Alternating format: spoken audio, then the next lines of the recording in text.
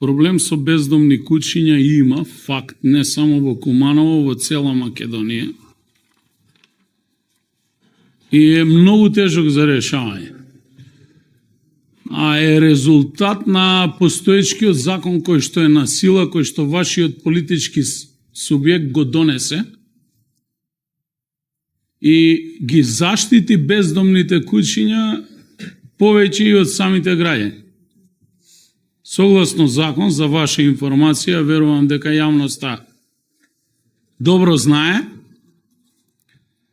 ние имаме обврска како општина Куманово да ги заловиме куќињата, да бидат ставени во карантир извесен временски период, да се наблюдуваат дали ќе покажат агресивност, дополнително да се исчистат од сите паразити, да се направат анализи на крвта за евентуални заразни болести доколку ги имаат во крвта и истите да се имунизираат, дополнително да се стерилизираат, да закрепнат и повторно да бидат означени со чип или како порано со минѓушка на левото или десното уво и по истиот тој фамозен закон кој што е донесен да се вратат на местото на заловување.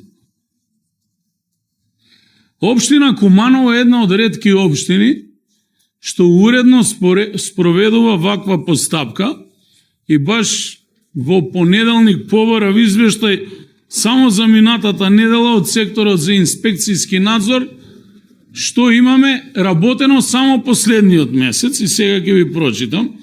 Значи, чисто како бројка можете да добиете и комплетен извештај од раководителот на секторот за инспекцијски надзор.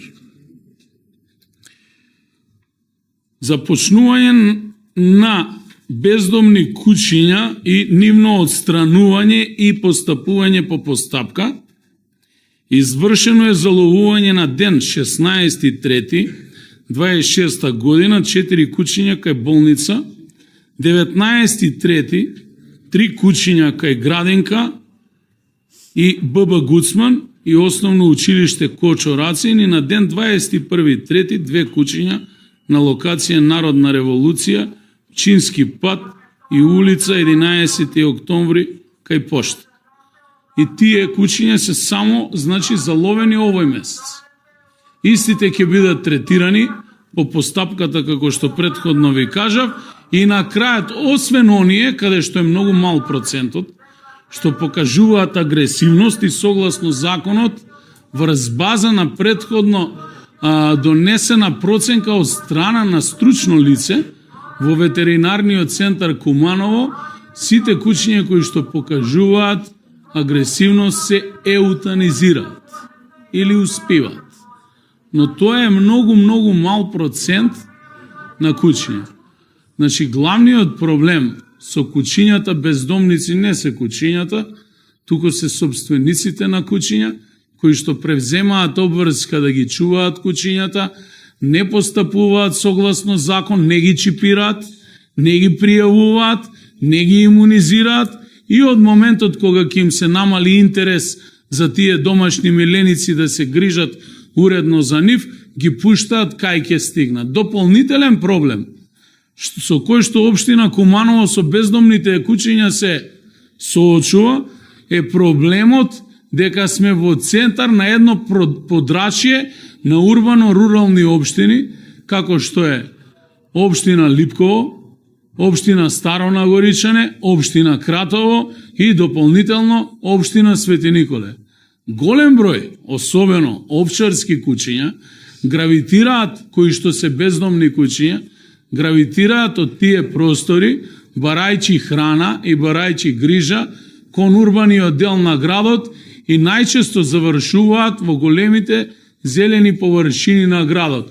Или во овој случај, градски парк, дополнително каде што има фрлање на отпад, отворени контейнери и така натаму. Ние само можеме да продолжиме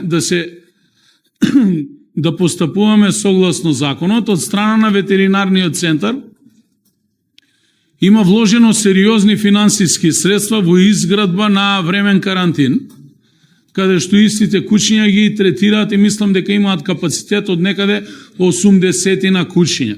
Паралелно во соработка со ветеринарниот центар се обидуваме да најдеме и луѓе заинтересирани граѓани за згрижувачи на тие куќиња кои што ќе ги заловиме во фаза додека се третираат.